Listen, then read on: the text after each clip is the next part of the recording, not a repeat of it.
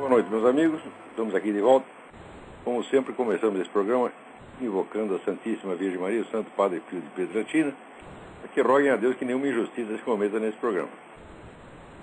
Queria avisar aqui que de 14 a 19 de setembro eu estarei proferindo o curso Conceitos Fundamentais da Psicologia aqui em Colonial Heights, Virgínia. Informações pelo telefone 041-9974-4443 ou 041-3527-0987 ou pelo e-mail edui.ferro@uol.com.br.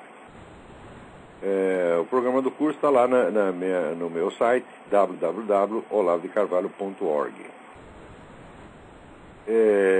Também queria avisar que o pessoal de Fortaleza está tentando formar uma turma para o curso de Simbolismo e Cosmologia do meu filho Luiz Gonzaga de Carvalho Neto, o Gugu.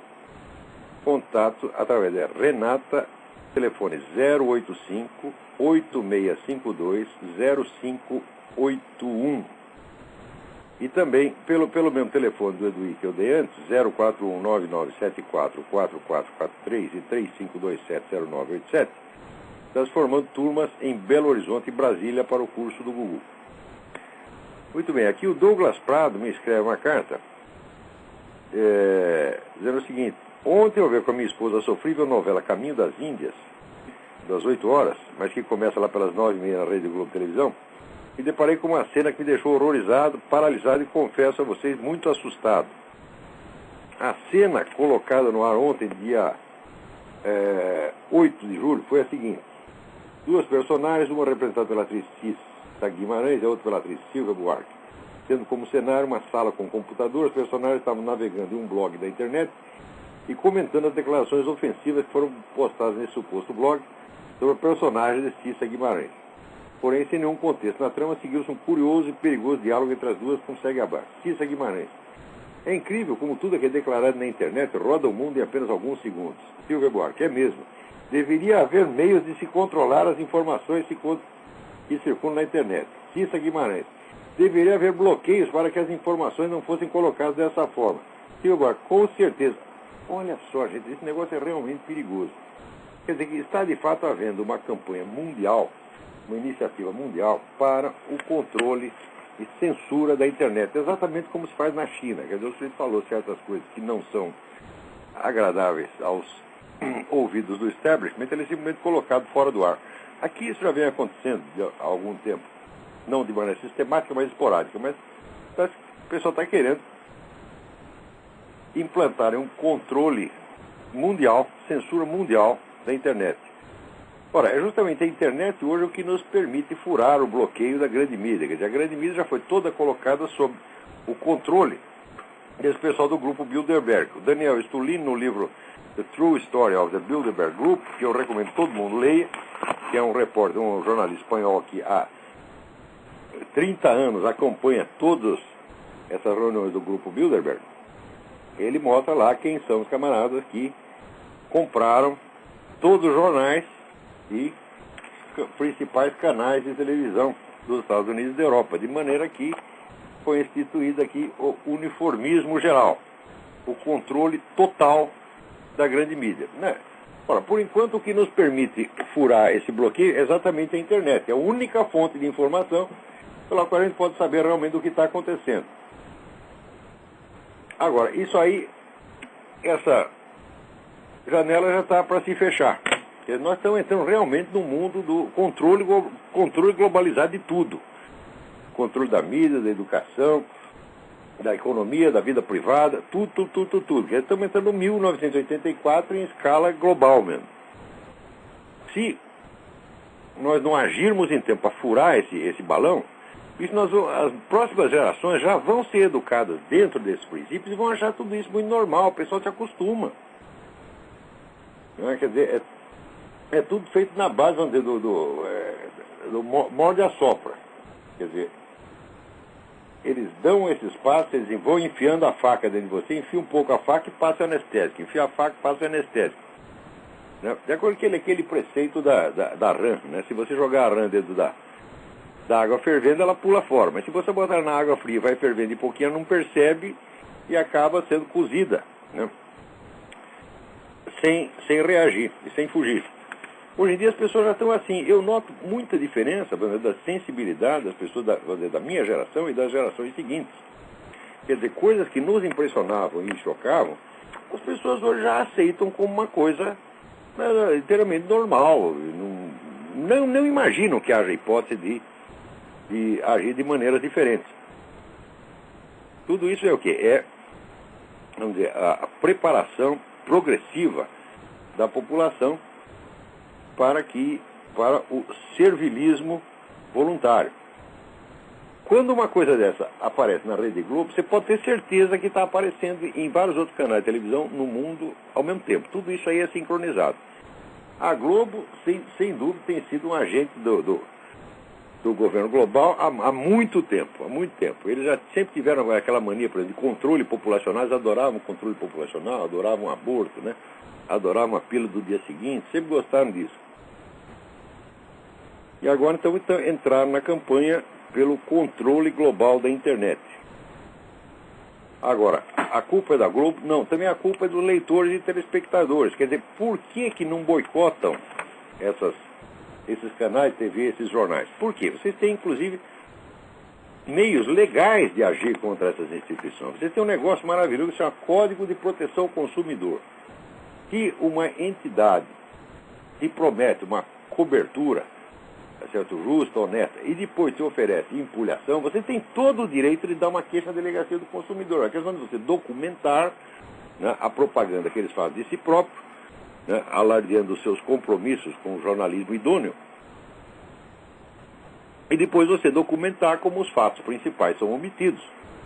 Né? Por exemplo, esse barulhão que faz de tortura de prisioneiros, né, Abu Ghraib, que não tem tortura nenhuma, simplesmente bota a cabeça do sujeito dentro da bacia de água e finge que vai afogar o camarada. Não tem nenhum risco de vida, nenhum morreu, né? Aliás, todos os prisioneiros de Abu Ghraib, de Guantánamo, todos eles saem mais gordinhos do que entraram.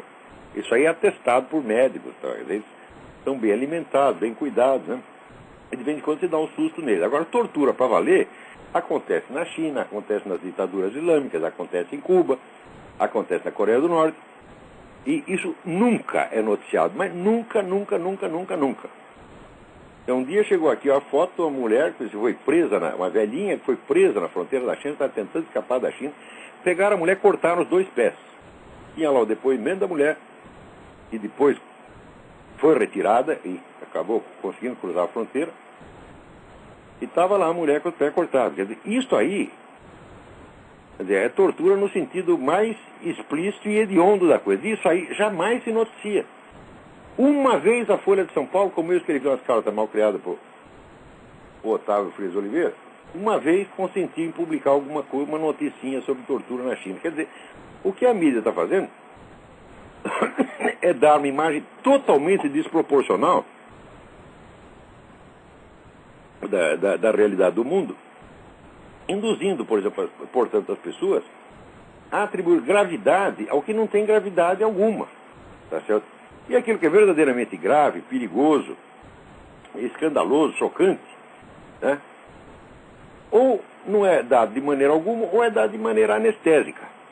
Quer dizer, é claro que isso é manipulação, é claro que isso é fraude, e é claro que isso viola o Código de Defesa do Consumidor.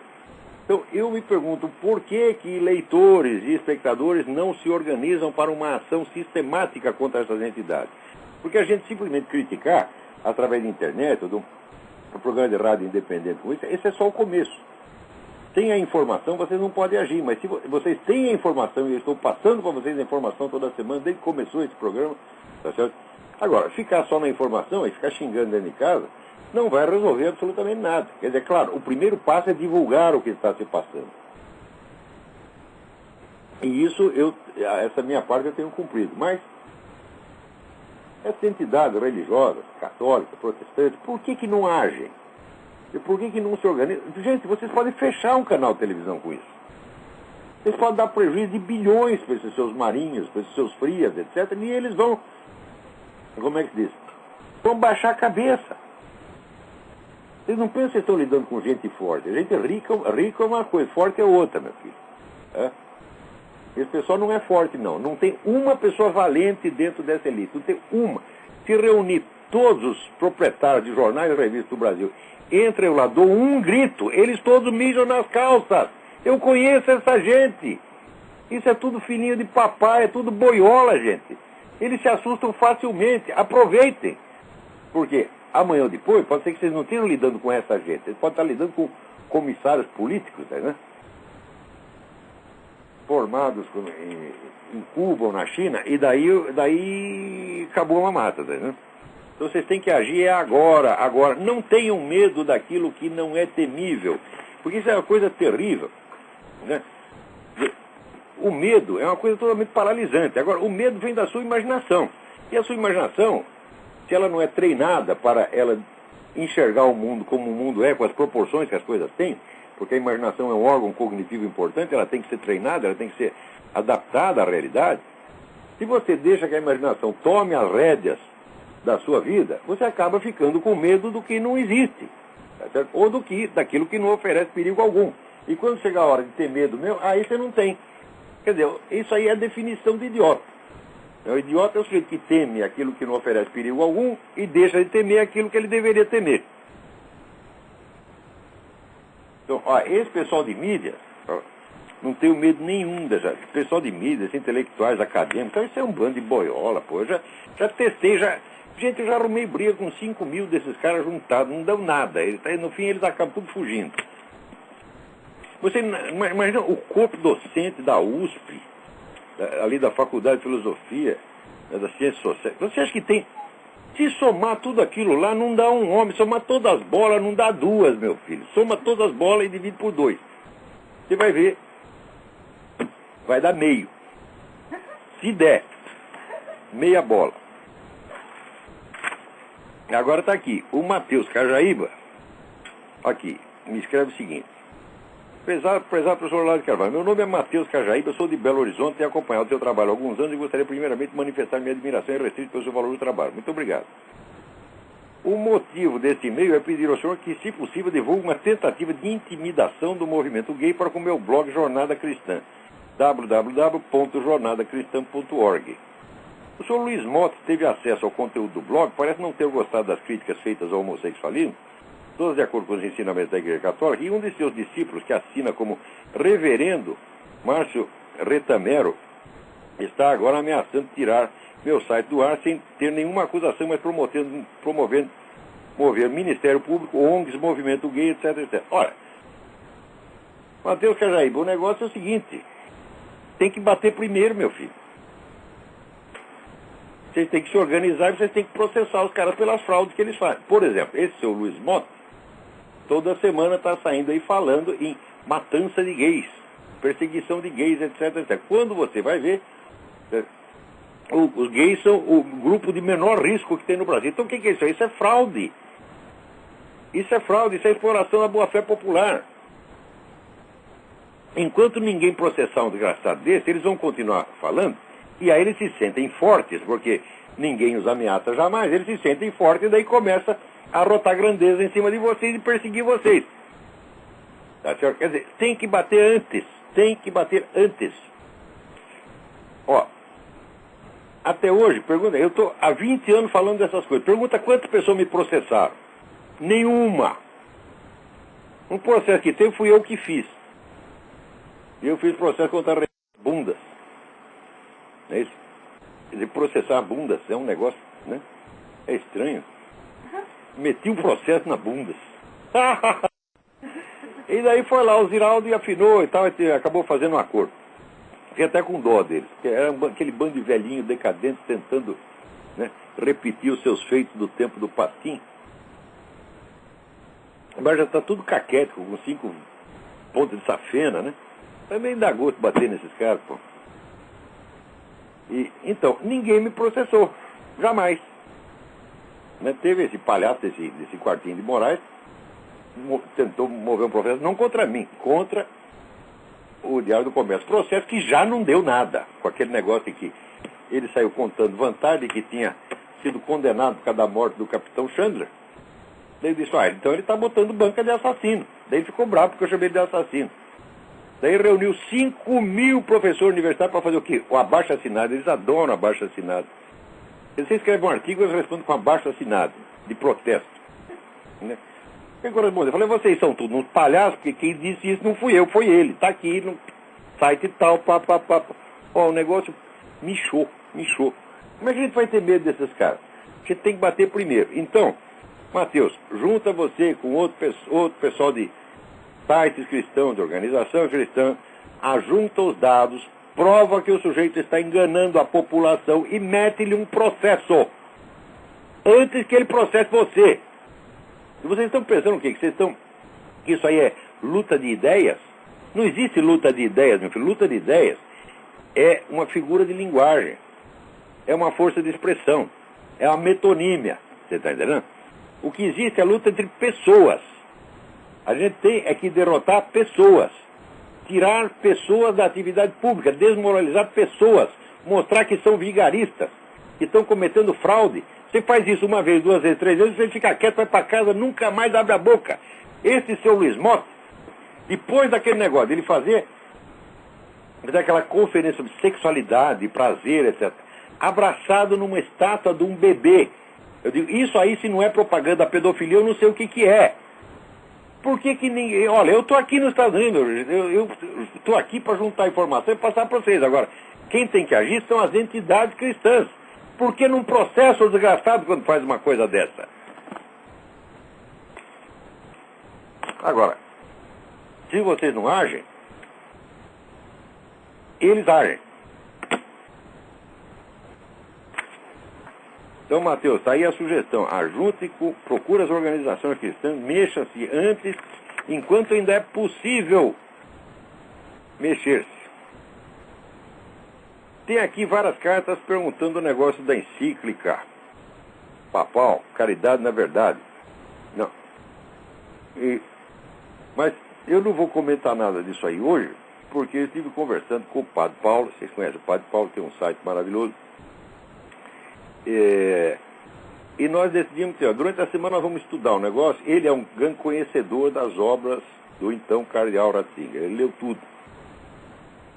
Então, eu falei, bom, vamos analisar esse texto à luz do que ele escreveu antes. E vamos ver se a gente consegue entender o que está acontecendo. Que essa encíclica é muito esquisita e muito fora de hora, muito deslocada em relação à situação. É claro que é.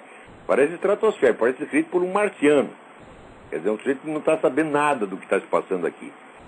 Tá? Então nós vamos estudar esse negócio. E a semana que vem espero fazer aqui uma entrevista com o Padre Paulo.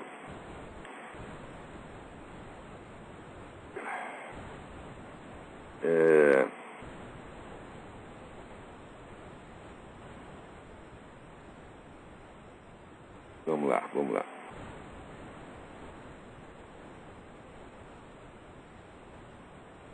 Aqui. O Euclides de Oliveira Júnior. Caro irmão Olavo, já o incomodei tantas vezes, você jamais me incomodou, Euclides, que é isso, é um prazer. Mas dessa vez quero devolver a parte da bênção que você me trouxe sobre o assunto dos fim dos tempos. Já há algum tempo, algo em meu coração ficava martelando o Salmo 12. Eu o li, mas não tinha compreendido exatamente o que ele significava, até que você falou com aquele ouvinte sobre o possível retorno do Cristo. Ele já sabia do caso do rei Ezequias, mas a palavra que você disse foi excepcionalmente libertadora. Muito obrigado. Então, aqui, como a chance de mudança da situação, orei e comecei a lutar mais provavelmente contra essas miseráveis ideias comunistas que infestam o nosso país. E para minha alegria, novamente, outro salmo me veio ao coração. Como certamente tem muito a ver com você também, repassa essa bênção de Deus. Leia também o Salmo 35. Então vamos ver, Salmo 35. Bom, outra coisa importante, se pensa no assunto da lei antifumo do Serra, e vejo que é possível derrubá-la com um gesto simples. A Constituição diz no artigo 5º, parágrafo 36, a lei não prejudicará o direito adquirido, o ato jurídico perfeito e a coisa julgada. Assim, o comerciante pode pendurar uma placa grande na entrada do seu estabelecimento com os dizeres: aqui permitimos fumantes. Ao entrar, você concorda com esses termos. Registre cartório para ter força contratual. Se o judiciário teimar em mudar isso pela tal função social da propriedade, pode-se ainda arguir que o direito de usar o estabelecimento como se queira é um direito adquirido, e é mesmo. Então, olha, é só isso que tem que fazer, tem toda a razão. Põe lá a placa, aqui permitimos fumantes. Registra isso no cartório e acabou. Quero ver alguém derrubar isso aí. Isso é direito adquirido, meu filho.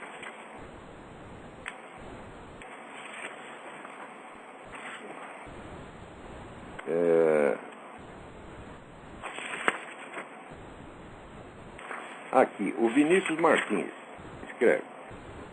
Desculpe se estiver sendo ignorando os fatos e não vejo o que digo como crítica. Estou apenas expondo uma dúvida. Desde pouco tempo, infelizmente, fui tomar real conhecimento da sua pessoa e das suas ideias. Antes eu ainda estava no transe infeliz que muitos ainda estão, e o senhor corajosamente e impiedosamente ataca. Respeito essa atitude, pois só consigo crer em homens que agem como homens, e não essas figuras patéticas que urdem de linguagem melindrosa para falsear seus conceitos estapafúrdios, enquanto destrói a nossa sociedade como um todo.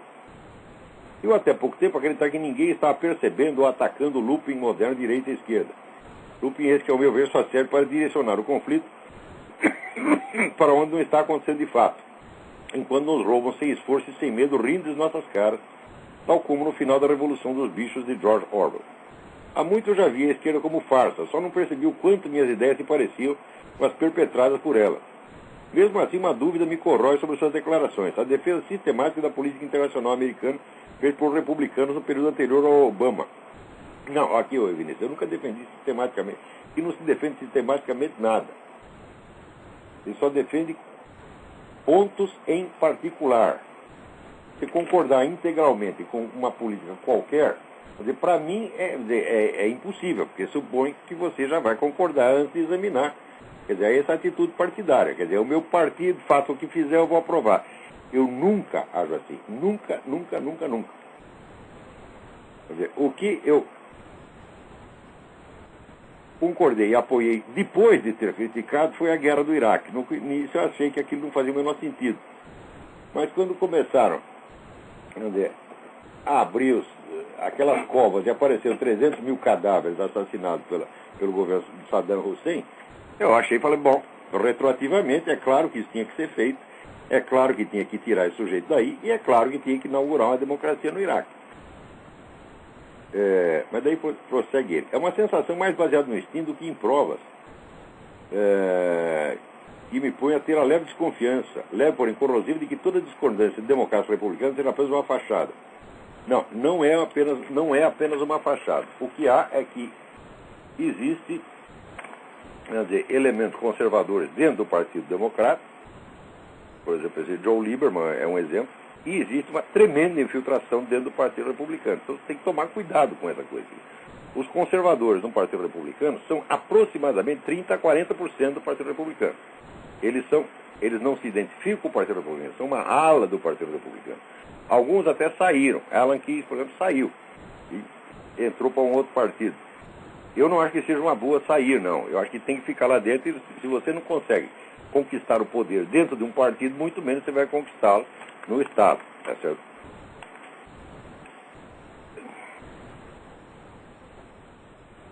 O que me inquieta nisso tudo é que o senhor, já tendo apontado aspectos que tornam bem provável a situação, ainda defende a política expansionista no Iraque, usando, é claro, o argumento mais que vale que o Saddam era assassino e que Obama, evidentemente, serve ao interesse de grupos árabes e outros.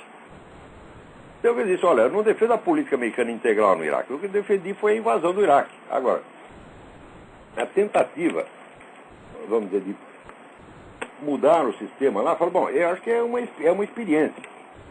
Tá certo? Só que essa experiência só dará certo se os americanos permanecerem lá por 40 anos.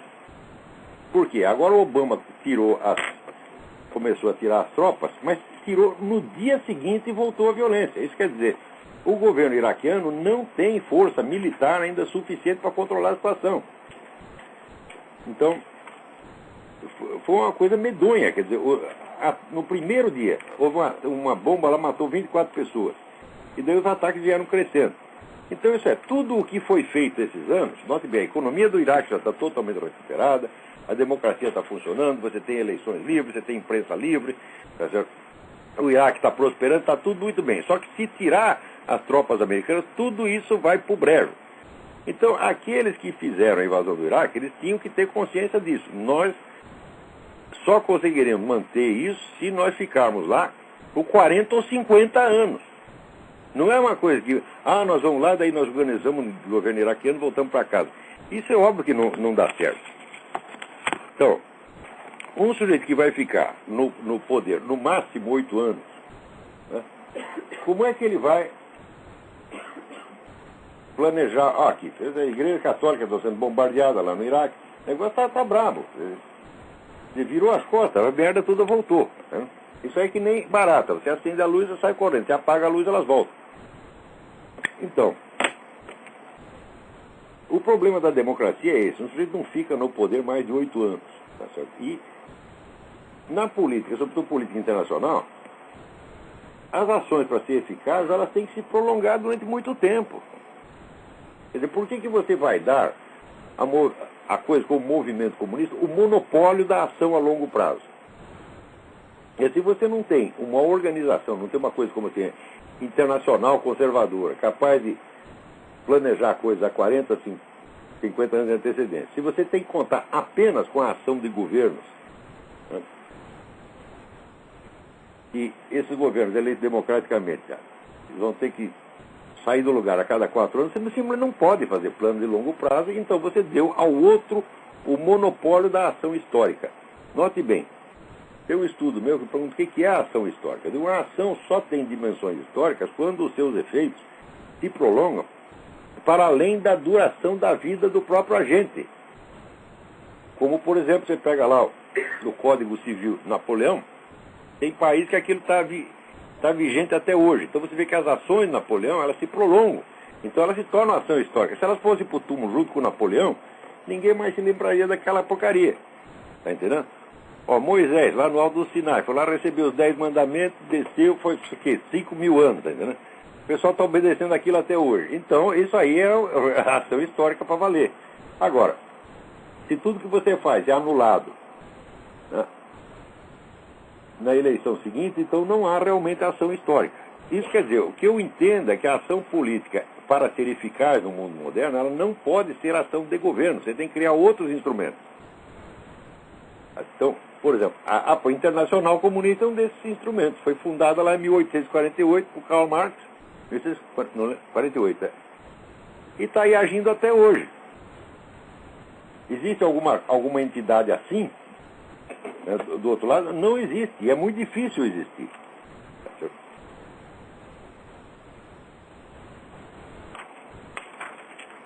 Vamos lá. Agora, aqui alguém me manda uma notícia. Veja que coisa, esse mundo está ficando. O governo do Equador pediu à Interpol uma ação policial contra o ministro da Defesa colombiano, Juan Manuel Santos, por ter invadido, bombardeado o acampamento do Raul Reis, o comandante da Farc. Olha que coisa. Queria que prendesse o ministro, mas ele invadiu o campo das Farc, né, e lá morreu um cidadão equatoriano. Então o governo, cidadão equatoriano, que estava lá fazendo o quê? Ele estava lá vendendo chiclete de bola, suponho eu. Não é isso? Então, estava vendendo exemplares da Luluzinha. Né? E, entre outros, né, criminosos que morreram lá, morreu cidadão equatoriano. Então o governo do Equador queria prender o ministro da Defesa colombiano porque foi lá e matou um monte de bandido. Né? A Interpol, claro, os caras apresentaram a queixa para a Interpol mandou passear. Diz aqui, olha aqui, nós não atendemos medidas que são solicitadas por motivos políticos. Está muito bem. Aí, nota 10 para a Interpol. Agora, o presidente Álvaro Uribe bem denunciou e falou, não, mas isso aí é uma tentativa de golpe de Estado movido do exterior. Quer dizer, um cara do exterior está querendo interferir aqui no meu governo. O que é isso, pô?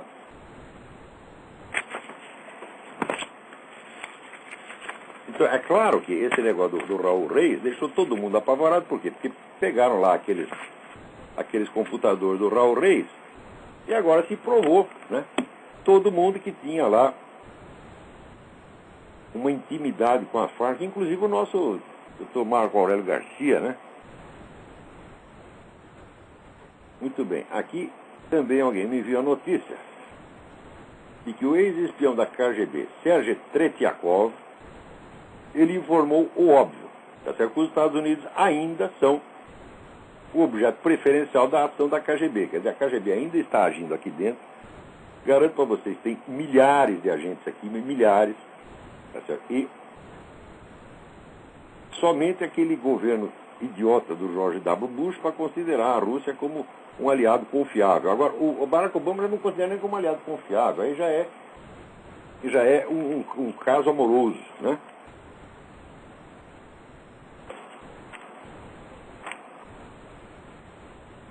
Enquanto isso, lá na China, né? A China continua lá mandando tropas para aquelas regiões rebeladas, matando gente pra caramba. E a notícia, claro que sai a notícia, mas não foi manchete em algum lugar? Quer dizer, esses massacres ocorridos lá no interior da China, né? Ninguém dá manchete disso aí, meu filho. Dá manchete de Abu Ghraib. Fingiram que afogaram um terrorista em Abu Ghraib. Que coisa horrível. Agora a China, o governo chinês pode matar quantas pessoas queiram que ninguém liga, não. Agora, olha, aqui tem duas notícias aqui que são paralelas. Elas estão aqui separadas, mas eu vou juntá-las. Quer ver? Aqui, por um lado, saiu a Graça Salgueiro, né? Escreveu na revista, me manda aqui um recorde da revista Câmbio, dizendo que as Farc estão aumentando o recrutamento de menores de idade para substituir desertores. Quer dizer, as Farc estão aí debandada, né? Estão ferradas, derrota atrás de derrota, né? As operações secretas deles, todo mundo já sabe, né? Depois desse negócio do Raul Reis, a descoberta dos laptops lá do Raul Reis, não dá para esconder mais nada. Então, começou a debandada, né? O pessoal sai correndo. Ninguém mais quer ficar lá porque sabe que vai se ferrar. Então, o que eles estão fazendo? Estão botando menores de idade. Quer dizer, é a pedofilia militar, gente. Pedofilia militar. E aqui. Também, veja que coisa. O Talibã está criando... Um dos principais líderes do Talibã no Paquistão está comercializando crianças treinadas para cometer atentados suicidas. Quer dizer, está havendo déficit de homens-bomba. Então eles pegam agora o quê? Os meninos-bomba. Existe alguma ação da ONU contra isso? A ONU, da Unesco, que diz que está aí para proteger as criancinhas? A Unesco faz alguma coisa para proteger, né, as criancinhas na Colômbia, para proteger as criancinhas da ação das Farc, para proteger do Talibã? Nada. É o Unicef, está aí. O que faz a Unicef em favor dessas crianças? Essas que estão sendo enviadas à morte por esses camaradas, né? Aliás, eles sempre gostaram disso. Eles não gostam desse negócio de escudo humano. Eles fazem as ações dele, depois se escondem atrás de um bando de criancinhas, velhinhas, né? Só por fazer isso, esse pessoal já merece tudo ser fuzilado, pô. Quer dizer, o camarada capaz de se esconder atrás de criança, né? É assim, merece o quê? Merece compaixão? Né? Merece a morte mesmo, pô. E olha, é assim que vai terminar a Farc. Vai morrer até o último, até o último. Vamos ver o que mais temos aqui.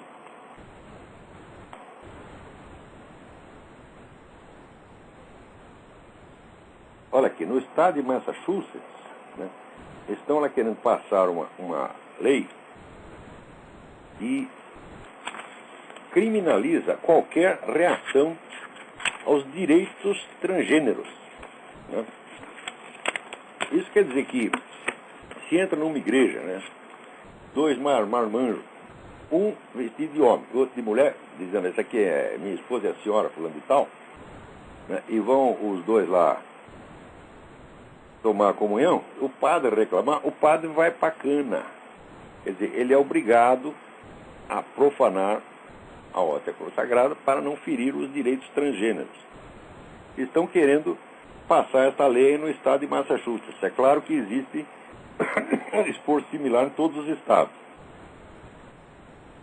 Então, tem um site lá que se chama Mass Resistance, né? E o Google já tratou de tirar do ar o Mass Resistance. Quer dizer, você não... A lei não foi aprovada ainda, mas é um negócio incrível.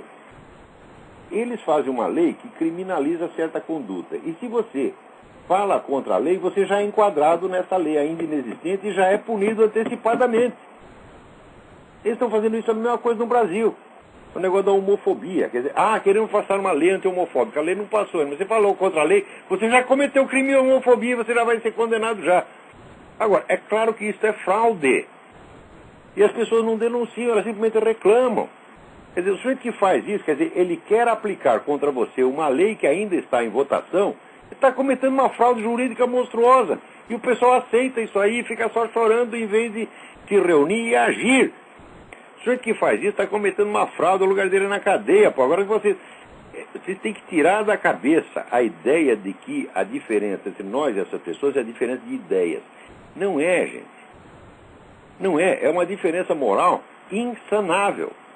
Porque nós aceitamos discutir, nós queremos ver as coisas racionalmente. Eles não querem, eles querem o poder a todo preço, o poder integral. E se você se opõe a eles, eles querem destruir você. Não é que eles querem vencer você na discussão, não, eles querem te destruir socialmente, te marginalizar, te jogar para o fundo da sociedade, te jogar no lixo, te jogar na privada e puxar descarga. Isso se não te matarem. Como é que vão achar que essas pessoas são normais, confiáveis, com as quais se pode discutir? Não é questão de discutir. Gente, não é luta de ideias, é luta entre pessoas. Ou vocês derrotam esses caras, ou eles acabam com vocês. Né? E aí vai, olha aqui, a Juventude Comunista de Cuba está dizendo: o golpe em Honduras está dirigido contra o Barack Obama. Olha, eles não estão totalmente errados, meus filhos. Eles não... Olha aqui, eles estão dizendo uma verdade. É claro que não foi golpe, foi apenas a aplicação da Constituição hondurenha. É proibido aplicar. No Brasil você pode aplicar, você pode tirar o Collor da presidência, por exemplo, né? E ninguém reclama. Agora, se tira esse vagabundo de Manuel Zelaya, aí não pode, tá certo? Então, bom, eles chamam de golpe. Mas eles percebem que isso aí, de algum modo, quebra o esquema do Barack Obama no continente, porque o Barack Obama, obviamente, trabalha para a Farc, trabalha para o terrorismo islâmico. Ora, não dá para enganar mais, gente. Vocês têm acompanhado essas últimas coisas?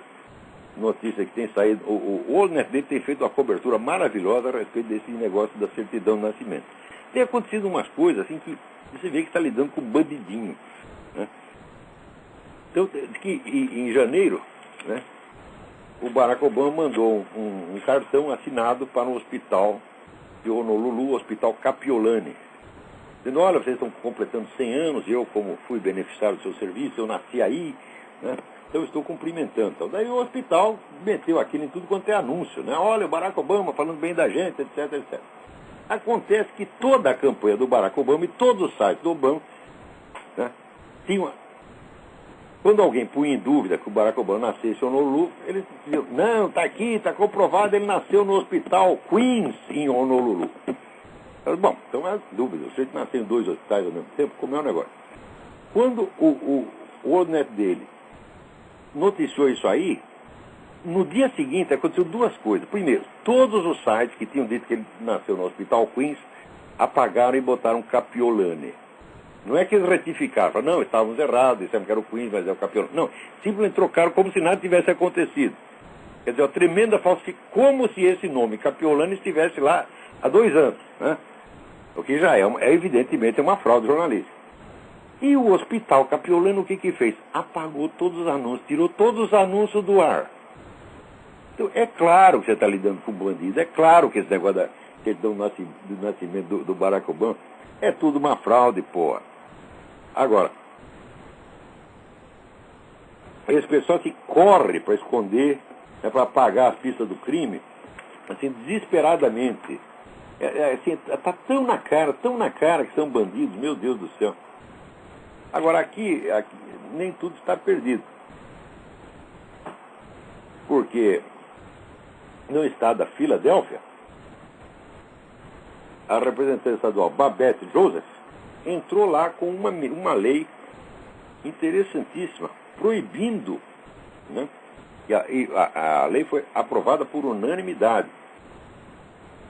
proibindo a implantação de chips de computador em seres humanos. Quer dizer, pelo menos no estado da Filadélfia isso não vai acontecer. Então você vê, essa mulher, ela enxerga longe, porque ela sabe que projeto, vamos dizer, nos Estados Unidos não pode ter nem carteira de identidade. Quer dizer, o pessoal usa aqui a carteira de motorista como uma espécie de carteira de identidade. Eles consideram que você tem uma carteira de identidade, é uma medida tirânica, dá ao governo um controle excessivo sobre a vida da população, então ninguém jamais aceitou essa ideia de carteira de identidade.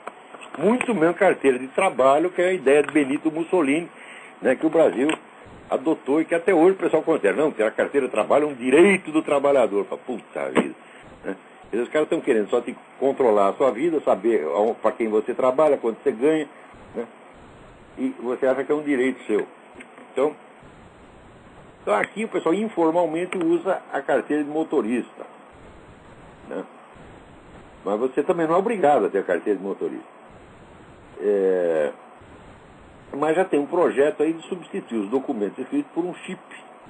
O chip permite não apenas identificar que você é, mas onde você está. Quer dizer, você está lá no banheiro, aparece você no satélite, você sentadinho na privada, né? Aparece você e o pessoal do FBI, da CIA, do Departamento de Estado, está lá vendo você cagar na privada, porra. Né? Quer dizer, você está lá, né, com a sua amante no motel, né, acreditando que ninguém está sabendo de nada. Só quem não está sabendo é a sua mulher, porque o Departamento de Estado já sabe. Né? Então tem um chip seu e um chip dela. Quando juntam os dois, falam, olha, estão lá chipando. Né? Puta vida.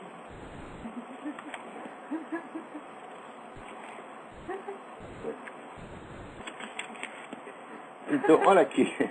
Também alguém me manda uma nota. A Graça Salgueiro me manda outra nota, também da revista Câmbio, dizendo o seguinte, né, que na Colômbia, tá que o Álvaro Uribe é o presidente mais católico que já teve na Colômbia.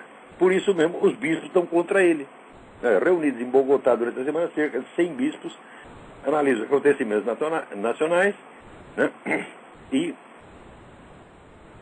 reclamam contra, né, essas coisas malignas que o presidente está fazendo contra as Farc. Aqui. Eles querem aqui, agora, eles querem um encontro, um diálogo com a turma da Farc. Isso eles mesmos aceitaram. Eles mesmos se propõem como mediadores. Olha que coisa maravilhosa, é? Quem é que pode confiar em bispo hoje em dia? Né? Você falou bispo, Conferência Nacional dos Bispos, até saia correndo, isso aí é tudo batedor de carteira. Né? Não se pode confiar nesses caras. O que está acontecendo na Igreja Católica hoje é uma coisa de arrepiar os cabelos. Olha, eu recomendo para vocês um livro importantíssimo. Padre Paul Kramer, Kramer, Paul Kramer. O livro chama-se The Devil's Final Battle, a batalha final do diabo. Não vou nem comentar. Vocês, por favor, comprem isso, dá para comprar pela internet. Comprem e leiam. Depois a gente conversa a respeito disso aí. Então, aqui também queria assinalar, com muita tristeza, a morte do meu amigo Getúlio Bittencourt. O Getúlio Bittencourt, o pessoal até comenta aqui, tem um artigo do Boris Casoy na Folha, lembrando que o Getúlio tinha uma memória extraordinária, que é aquele famoso episódio da entrevista com o então presidente eleito João Figueiredo, na qual o Figueiredo proibiu o uso de gravador, mas o Getúlio tinha uma memória prodigiosa e reproduziu tudo que o Figueiredo tinha falado. E daí fala, não, mas ele fez isso aí de memória, o Getúlio tá louco, o Figueiredo tá louco da vida, né? Daí eles falaram, não, mas isso aí que ele tinha memória auditiva, né? Daí o Figueiredo, que memória auditiva nada, ele tava com um gravador no cu. Mas olha, eu atesto que ele não tinha gravador no cu nenhum, porque ele assistiu muitas aulas minhas e trazia no dia seguinte a transcrição completa, melhor do que se tivesse sido gravado. Era um negócio muito impressionante, muito impressionante. Mas não era só memória, não. Ele realmente entendia as coisas de profundidade, fazia perguntas pertinentes. Era um tipo extraordinário. Né? Morreu com apenas 57 anos. Câncer no pulmão. Getúlio Bittencourt não fumava. Daí. Fumando, estava vivo ainda.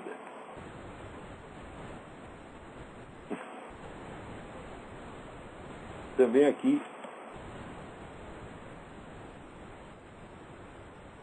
alguém me manda aqui um artigo do Zé Saramago, Jorge Alexandre Moreira. Manda o artigo do Saramago e pede que eu leia e comentar, falando, olha, Jorge Alexandre, eu lamento muito, eu não leio mais o Zé Saramago.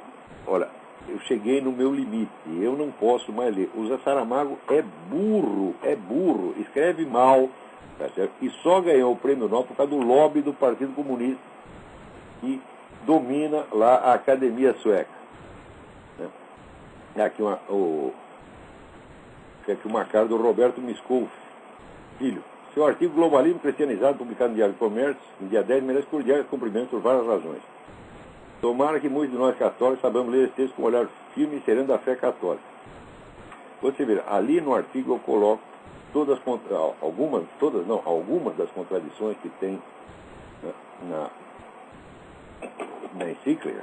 Uma delas é a de, ao mesmo tempo, defender o princípio da subsidiariedade, quer dizer que subsidiariedade quer dizer que os organismos internacionais estão vinculados aos Estados nacionais e agem por delegação deles, e ao mesmo tempo pedir que haja uma autoridade, que esses organismos se tornem uma autoridade política mundial capaz de governar a globalização. Falar, essa coisa é contraditória, porque se é uma autoridade que tem poder sobre os Estados, não pode ser ao mesmo tempo delegada por eles. Né?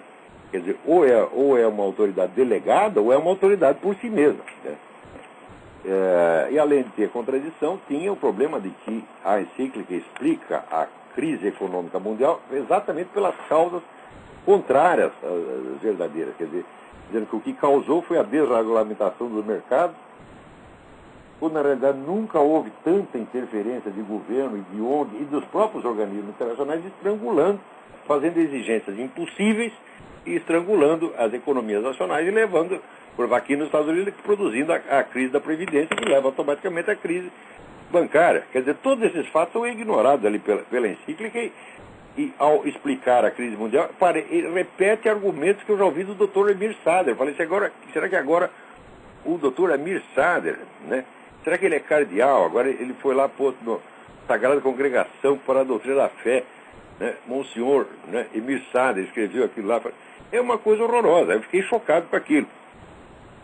É verdade que tem uma série de atenuantes ali, tá certo? E que, vendo os escritos, o próprio Padre Paulo me advertiu, vendo os escritos anteriores então, o cardeal Ratzinger, ele jamais apoiou esse negócio de governo mundial. Então, é uma coisa muito esquisita o que está acontecendo. Né? Então, eu acho que nossos assuntos por hoje acabaram. Né?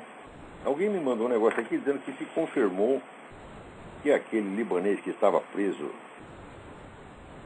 pela Polícia Federal, e disseram que foi preso apenas por racismo, que ele tem realmente uma ligação com a Al-Qaeda. Eu não sei se essa notícia está atrasada, porque faz tempo que eu sei que o sujeito tem ligação com a Al-Qaeda. Eu não sei se eu li em outras fontes estrangeiras, e se isso saiu agora no Brasil, ou se essa notícia está atrasada e foi por engano que eu coloquei aqui. Mas, de qualquer modo, está confirmado, o homem tem alguma coisa com a Al-Qaeda, sim. Né? Então, mas isso é uma coisa que também no Brasil ninguém quer investigar, é proibido investigar. Sabe, o jornalismo investigativo no Brasil, né, é só para investigar empresário, né, algum deputadinho de interior, assim, que não tem importância, alguém que o PT quer se livrar do cara, então vão lá e investigam, falam, não, ele recebeu uma propina de um empreiteiro. Isso é jornalismo investigativo no Brasil. Né?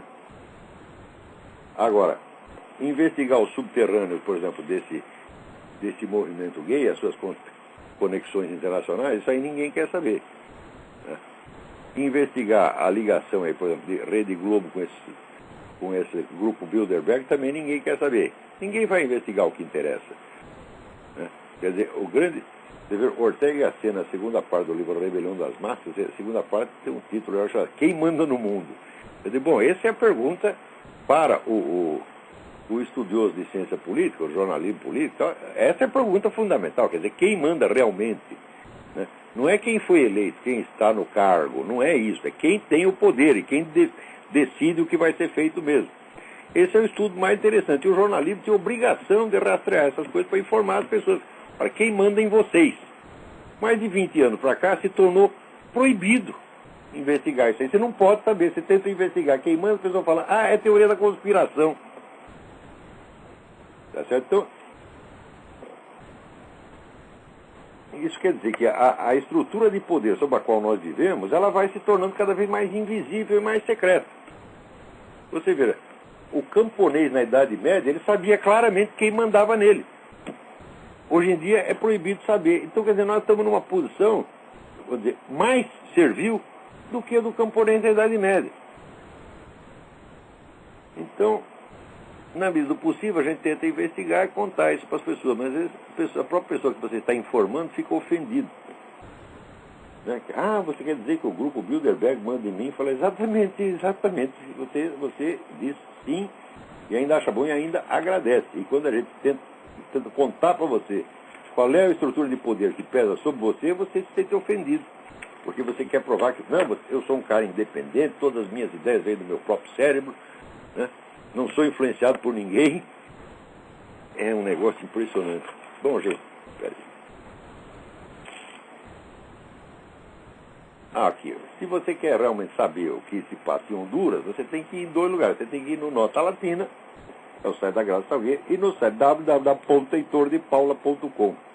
Outra coisa, você quer me ver brabo, você chama o Heitor de Paula de Heitor de Paola. Quem falar Heitor de Paola, mais uma vez, vai apanhar. Eu não aguento mais isto. Não existe Paola, existe Heitor de Paula, tá? Então tá. Até a semana que vem, muito obrigado a todos.